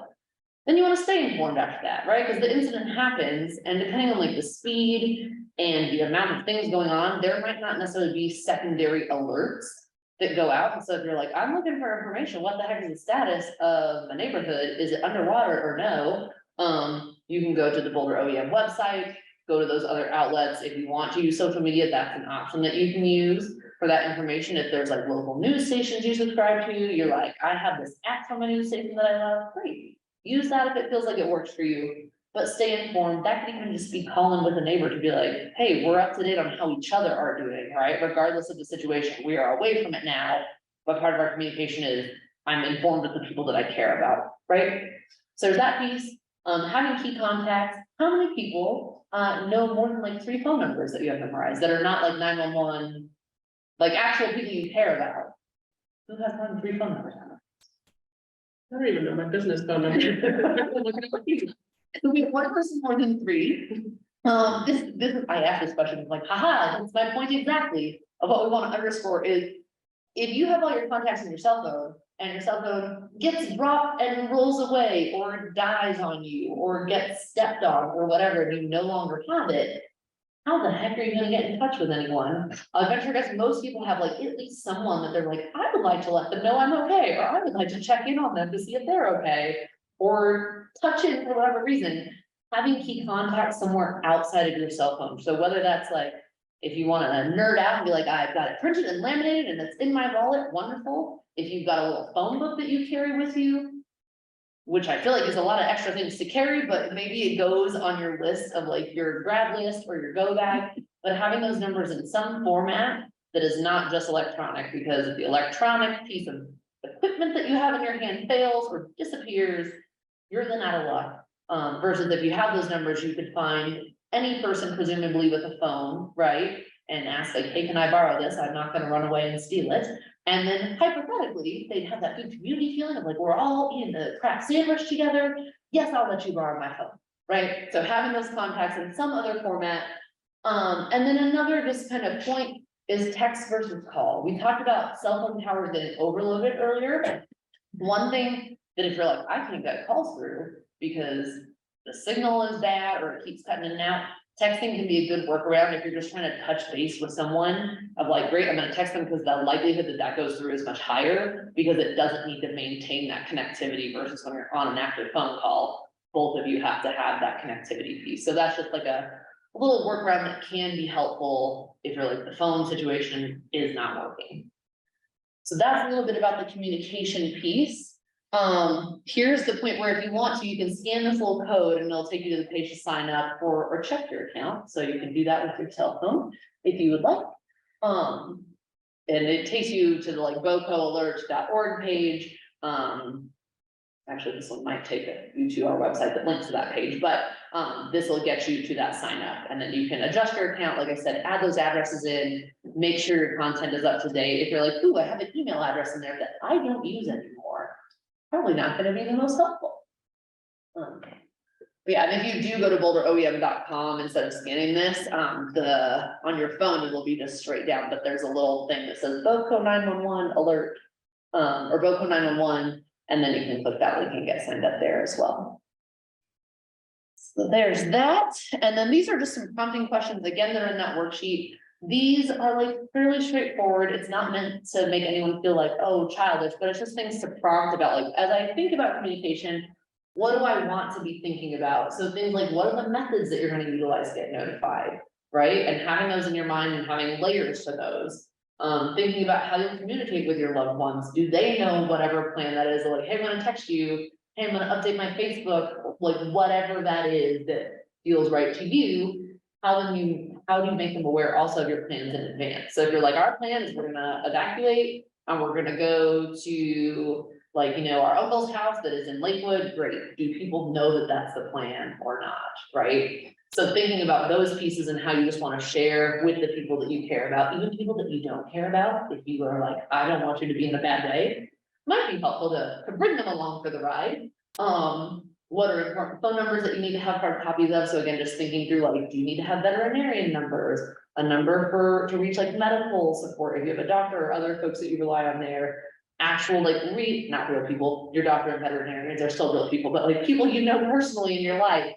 So those pieces, and then this says out of state and I need to update it, but even just an out of area emergency contact, that can be helpful so that if you and your household or you and people that you care about are all trying to like check in with each other, again, you're all probably trying to get out of the same bad situation. And so that can sometimes be stressful, right? I'm like, okay, this person's calling me now. Oh, I'm trying to drive the car, I'm trying to get the dog in the car, all this. If you have someone where it's like, hey, we're gonna check in with the person that lives in Denver, they are gonna be our person of like, great, we're good, we're out of here. If Sarah calls you, let her know we're good too, right? So just like, again, you don't have to do all these things, but they're just things to think about if those feel helpful to you in your plan for communication, to sometimes lessen that anxiety or the nerves that come with this, right? I know if I could call someone who's not stressed out by being in the actual situation, they might still be stressed, but they're like, life safety is not in danger, and then I could check in with them, be like, here's what's going on, hey, can you pull up directions for me, right? Can you do this? That could be helpful potentially as you navigate those pieces. So there's that piece. The next bit we'll talk about is evacuation or sheltering in place. With this, couple things to think about. First off, your transportation. So how you are planning to get away from the situation if you need to evacuate. We were talking with a senior care home one day, and there was a man there who was like, I know no one's coming for me. I bought a $17,000 wheelchair and I'm getting out down the sidewalk. And while it was an unconventional like option, he had a plan for it, right? Because he was like, I don't know that I have reliable vehicle transportation.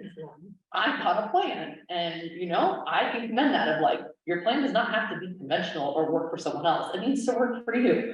And so while that might not be all of our option, you might think of like, okay, great, I've got a vehicle. If something were to happen with that vehicle, or, you know, I share a vehicle with someone, maybe part of your plan is you have like, okay, a neighbor that I know I can grab a ride with, or I have a friend that lives 5 minutes away who can come scoot me and then go with them, right? And so just having those layers of plans of like, if plan A fails, I've got an alternate to go to.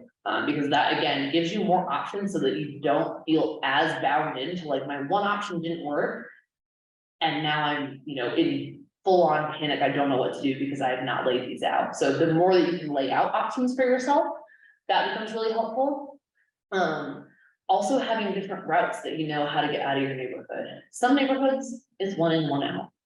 And with that, I will say, if that's your situation, if you do ever get like a warning rather than an order, that might be where you start thinking like, I got a warning. I think I would like to bail out of here now, rather than wait till it's all jammed up because everyone got the order. And again, I know that that is not always the option, because if we're in a quick moving event, it's order, done, right? But that's where potentially working, like if you live in an HOA, working with local, like municipality government, say like, hey, we would like to have, you know, I know there was a community that worked on like having like I don't know exactly what you call it, like an egress road that's not a real road, it's gated most of the time, but they've got the ability to like get through it if they needed to get out of their cul-de-sac, great, undo those gates, get out that way to the main road rather than having to weave back through, right? So if you live in a space where that's potentially an option, talking with HOAs or local government around like, is that a possibility? How do we work around this? But regardless of that, that's not the answer for everyone. Like, cut a road, David, it'll be fine. Knowing different roads out of your neighborhood. So if you've got multiple ways to get there, I know I started doing this a couple months ago where I was like, I should probably like learn how to get home different ways from Boulder to Broomfield. There's quite a few options that I can take. But that's really helpful just because it exercises that kind of mental muscle of like, great, when I'm in a panic, because we know like when something shocking happens, your brain is not fully functioning in its normal capacity. You are like, million, you hit that and you're like walking around trying to figure out like, what am I supposed to do now?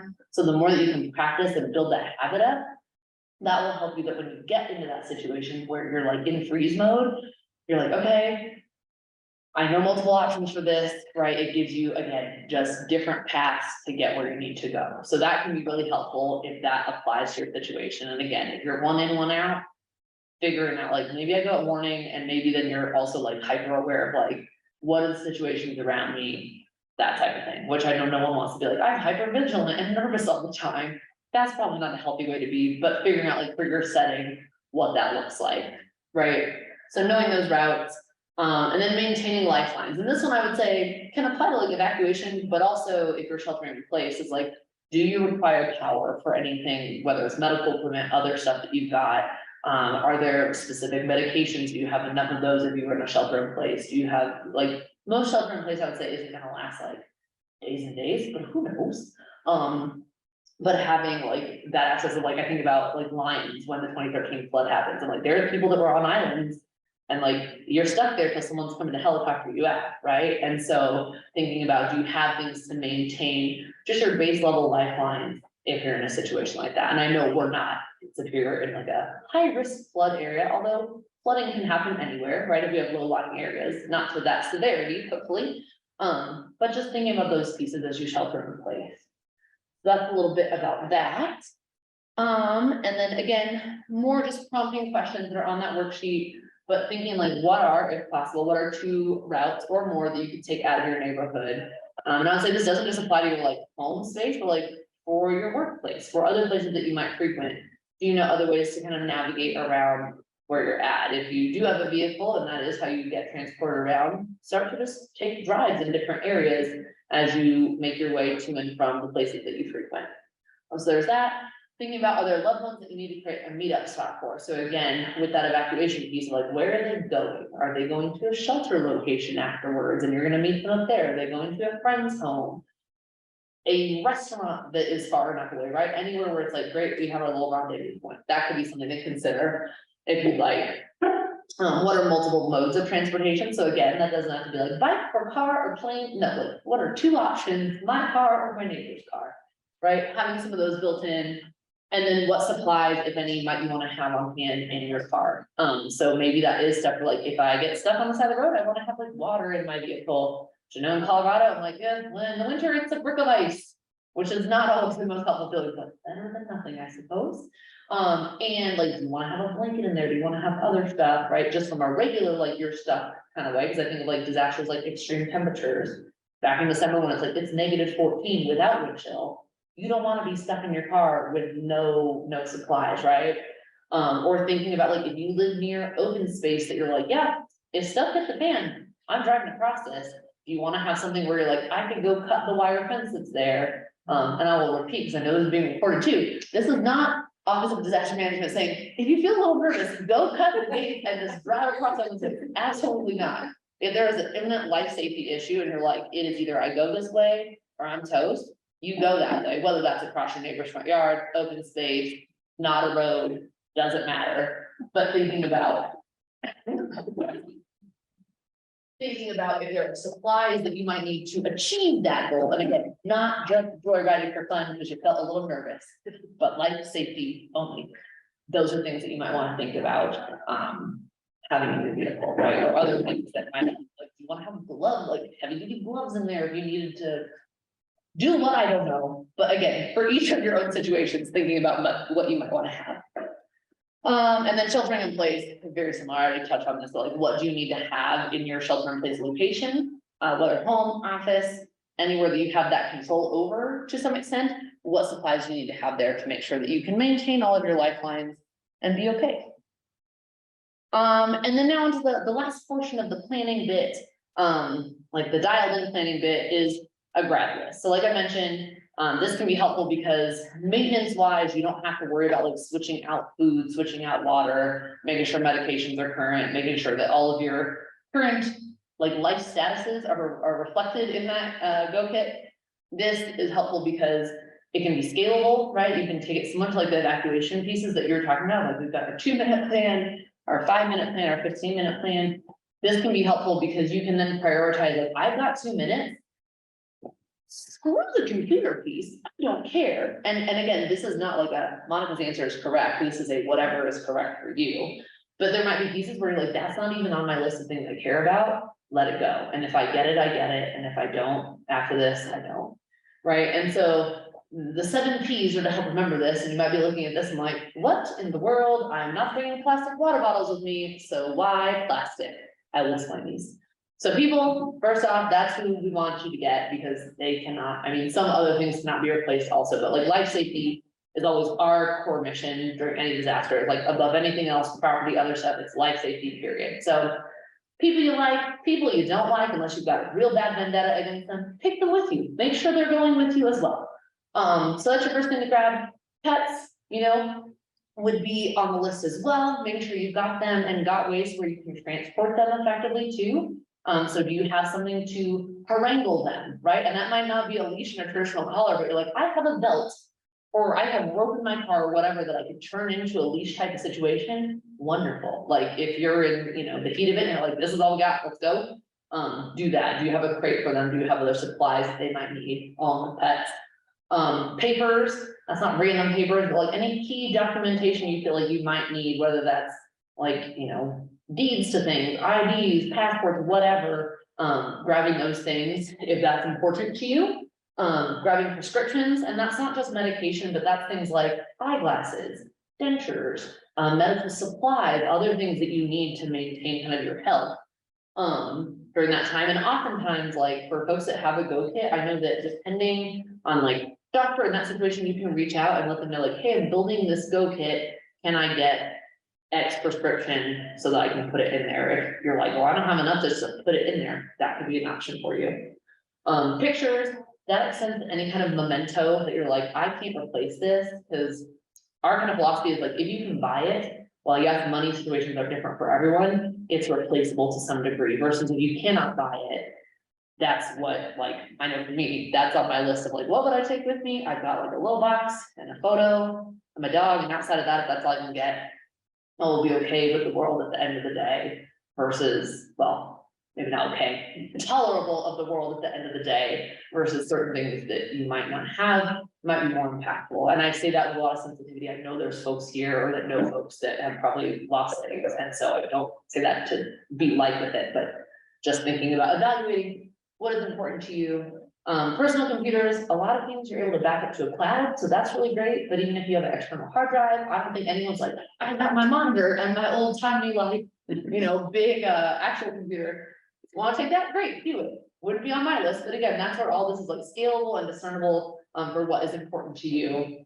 And then plastic, a way to pay for things, whether that's a credit card, whether you're like, I'm a cash person through and through, that's what I want. Great, take some way to have funding for yourself, if at all possible. And again, some of these things like, right, you lose this, you can contact your bank. That might take a little bit. So again, there's like hurdles with all these things, what you choose or what you don't choose. But that's then for you to kind of discern like, what are the most important for me? And with the grab list, what we encourage folks to do is like, make an actual physical list if that's helpful, put it in the inside of the kitchen cabinet, somewhere that's helpful for you to remember. I don't know that I'd like put it on the fridge unless that works for you. That'd probably be like, oh, well, this is looming always. This feels really warm and cozy. But putting it somewhere that is distinct enough to where you know where it's at.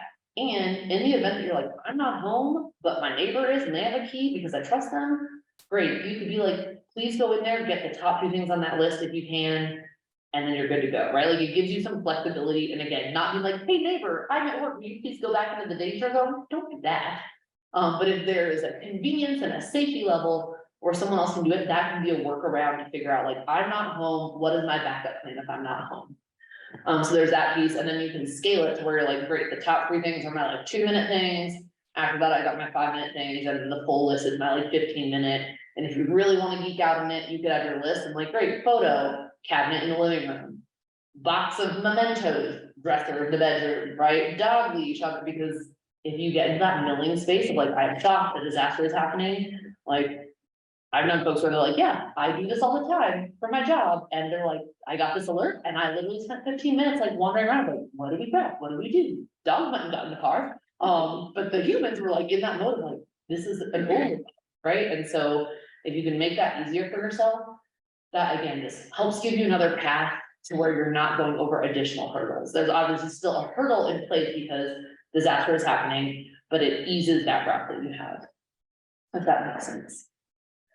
So that's the grab list. And then again, just reflection pieces on that worksheet, but thinking about like right now, you probably have some things in mind that you're like, if I needed to go, I would take these 3 things with me, right? Great. If you can think about those while you're not at home, those are probably pretty important items to you that you want to make sure end up on that list. So thinking about those things and just what key items you would want to have to be prepared to be able to take with you. And again, if you can buy it, maybe not important, right? I know there was like plenty of people that were like, yep, I had to go find like underwear and pants after leaving because I had on like pajamas or I had on sweatpants because I was just hanging around the house after this incident, but they were able to find those things. Versus if you're someone who's like, my clothes are really important to me, maybe that's on your list above other stuff, but there's no right or wrong with any of this, as long as you are okay with your list at the end of the day. So there's that piece, and then the last little bit of this is just additional considerations, because I think in a dream world, we have no disasters to begin with. But in a secondary dream world, it's like, I'm at home, things are calm, I've got all my faculties about me, great, we're good to go. But what happens if you are at work, if you are out running errands, right? If you're out of town completely? So thinking about like, I'm skipping around, but time and place, right? That's a key part of like, what does my plan potentially look like if I'm not home? And maybe that's the part of the plan where like, I'm tapping on my neighbor that I know. Okay, my step for that, I gotta meet my neighbor first. Or I have a friend that lives in the neighborhood who I trust, who isn't right next door to me, but they live 5 minutes away, they have a key, right? Whatever it might be. Thinking about what alterations you might make for a different time and place. Also thinking about access and functional needs. So if you're, you know, someone I like making an assumption, no one here is using a wheelchair part-time, but thinking about like, if you know someone who's a wheelchair user or has mobility issues or the cognitive delay where they're like, I need additional help deciphering this method or language access even, thinking about like, is that you or is that people in your life that you care about and how might you reach out to them or help them create a plan around that? Making sure like if I know someone that's a wheelchair user, yeah, guess what? I'm gonna talk with them about like, I live close to you, do you need a ride during this? Do you like, how do we work this? Or if you have someone in your household, do you have the ability to help them into a vehicle, right? Even if it's like mobility pieces, other stuff where maybe they have specialized equipment. Thinking about those pieces because we don't want to leave folks behind because we've not thought about it, right? So thinking about that piece, and then also pets as well. And I kind of mentioned this, but making sure we have ways to like gather the pet or pets and then get them to a spot because similar to us, our like my dog is a spaz, but I'm like, he's generally a very nice, kind bulldog. But if he's in a situation where it's like this is unfamiliar, I don't know. Behavior might change, right? And that's for like our small animals. We've done a different workshop about like horse trailering and things like that, but we have more coming up. So if you know anyone that is in that world, send them to our website because there's information. But thinking about like if you have large animals or you live and have a bunch of chickens or you have goats or whatever it might be, how does that maybe look different than if you have a dog, right? A goat might be more challenging to take to your friend's apartment that you're gonna go meet up at versus your dog, right? So again, just thinking through all the components for that, making sure that for pets, do you have like food, a way to have water for them? The same things that we would look out for ourselves with our lifelines, how do we look out for our animal pals as well? So there's those pieces, really just dialing in like some of those nuanced components that I think can sometimes get overlooked. Or we're thinking about ourselves only and not necessarily like what other people are in our lives that might need our support and help during times of disaster. So there's that piece. Any questions on that? This is our last segment that is quite brief, I promise. You all have done great hanging in and being like, she is just talking at us a lot and sometimes asking for us to give short answers. But any questions on any of the planning pieces that we've talked about or the risk assessment pieces? What do you do with goats? You know, that's a great, I was actually at a fairgrounds thing today with the person that runs the like area to go, and any large animals can go to the fairgrounds, so you could take like large animal evacuations can go there. They were talking about the poultry, they have to find a different place for the chickens. But yeah, more to come on that, I suppose. They're doing like a large animal evacuation kind of workshop at the fairgrounds, like animal control will be there, we'll be there. Like mounted search and rescue will be there, so if that's something where if you know animal owners, they don't just have to be like horses that large, they could be semi-large, sheep, goats, donkey, whatever. They'll be having information about that and kind of like what to do for those animals, how to evacuate properly, what the fairgrounds does and doesn't do and what they expect and what they can provide, so that could be helpful. And that information will be on our website soon. So I was just at the meeting today to kind of confirm that, so. Stumped there, except go to the fairgrounds should be a decent idea. Other questions? And it's okay if not to, or you're like, I have a question, but I want to ask it one-on-one, not for the group in the recorded part. That's a-okay as well. So yeah, we'll jump into this last section and then it'll be free for questions, or I'll be very honest and get you out of here early before 7:30. How exciting. So this portion, very brief, it's just intro to community resources and some next steps, because that's feedback we've gotten in the past of like, okay, I came to this, now what? And so here to help with that. So first off, some community resources, educational materials, there's a variety of stuff over there, which is just helpful to like have if you're like I don't have photographic memory and I would like this in a condensed version somewhere that is a one sheet of paper. There's your answer. So that's an option there. We also on our website have got a preparedness guide as well, which goes through like all the different types of hazards in Boulder County and things that you can do to help prepare yourself for them. So again, if you're like, I want a deep dive with lots of information, that can be a great spot to go. There's also things like Fire Adapted Colorado, different websites where you can go to that have information, which can be like truly like you can go down the rabbit hole, but if that's something that you're like, I'm passionate about this and really interested, can be helpful. But again, my recommendation, similar to how we were saying, like dial it down to actionable things. That can be a good first step of like, what do I need to focus on first? Then go down those rabbit holes with like a goal in mind rather than just, oh no, I'm now overwhelmed. So there's those pieces. Another really helpful one that is in Boulder County is wildfire partners. And I know these are like, I'm talking about fire specific things, but I feel like that is top of mind for a lot of us and just some of the like depth of resources that we have. But wildfire partners helps do a home assessment. So that way they can kind of give you a workup of like, what mitigation advice do we have?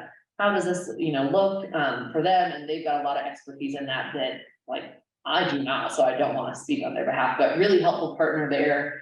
And then local officials, there's a lot of like fire departments do things, police departments do things where you can go and like Boulder Fire Department has like a whole website. And while it's like maybe non-traditional preparedness, it's like, okay, how do you get car seats into vehicles? How do you make sure your home smoke detectors are working okay? Some of those like little preparedness pieces, but pieces that can still help you take action steps. Those can be helpful ways to look in. And then some fire departments also will do some of those home assessments as well. So depending on each municipality, that can vary, but that can be helpful to reach out to folks there as well. And then in terms of next steps, making your personal preparedness plan, I would say is a really great next step to take, to go home and start to figure out like, okay, and even if this feels like, oh, it's too big to tackle, take a couple of those prompting questions and start to think about those to lay that plan in, right? So creating that plan and then additional training opportunities. We have our this will take you to our like events and workshops page, which right now we've got like a train the trainer one that if you're like, basically the content we went over tonight is that program, but that program you also have like facilitation skills tacked on and folks that go through that are then part of Community Ambassadors program that we have. So you can then go teach other people this. So that way, if you're tied in with other groups, you can then take it into like we've had folks, the last time we did it, we were in this room actually, like a month ago. But we had some folks from like a faith-based group that came, other community members, some folks from the Marshall area that were just like, we want to be able to go and talk to our HOA or our group or whatever it might be. So again, you've got all the content for that. That would be framed out a little more in a like, how do you present this to other people? But that can be helpful. And then I'm working on some other like niche topics of like mitigation and working with some of our experts in that, insurance pieces, other components that can be little kind of one-off trainings that, or not one-off trainings, but trainings that don't necessarily apply to everyone versus for preparedness stuff, regardless of if you own a home, not have land to mitigate any of those things, this is still applicable to you versus like, we don't want to throw mitigation in here because if you start if I mitigated my apartment complex, I don't feel like they'd be a big fan of me doing that. So making sure that any of those that kind of are in more niche areas we can then do, and eventually my goal is those will all live on our website at some point and be recorded so that whether you're able to make a training or not, you can still access that information. So there's those pieces and then upcoming things. We've got like more of these preparedness type going on and then a couple that are like equine community evacuation tips that are in partnership with a horse rescue in Longmont. So they're actually doing like demonstrations of like how do you trailer animals and doing that piece as well as some of this content. So those are some ways to continue to educate yourself or share with other folks if you all have been through this. And even like next steps, share one thing you learned tonight with other people you know, because that can be really helpful just in terms of getting information out there. Because if they take one thing, that's one thing more than they knew before, which means that they're one step better prepared. So that's a little bit about that in terms of next steps. And that is it. If you have questions, I am happy to stick around as long as they'll have us. I think this facility closes at 8, so I can be here till the very end. If you've got questions, you can mail me, good Lord, email me at mweber bouldercounty.org, for any additional support, if there's something you wanna talk through, or people that you're like, I need to get linked up, but I don't know where to start. Happy to help with that, to get you connected there. And then if folks would, we have a little feedback form. If you're willing to fill it out, that's wonderful. I will not be, it's anonymous, truly. The last one of these I gave you were like, is it really anonymous? I'm like, I'm not lying to you. It really is. Like, I'm the only one that reads it, just to try to make this better. So any feedback that you have is super helpful, as we continue to adapt to what our community needs are. And if you have suggestions, we're like, hey, we would like you to include this content, do that. And you can put on there, I think it'll ask you for like which units that you took. You can, I'll know what date it is. So if you're like, I'm just gonna check unit 1, that's okay. I'll know what date you're from, since we haven't done one of these any recently. So if you're willing to fill that out, that is wonderful. Otherwise, I will stick around. Thank you all for coming and spending time. I know your time is valuable, and you just spent like an hour and 45 of it with us in this room. So appreciate you a ton. Hope you have a wonderful and safe rest of your evening and week. And if you need anything, just reach out. Thank you. And that's it. Thanks, thank you. Yeah.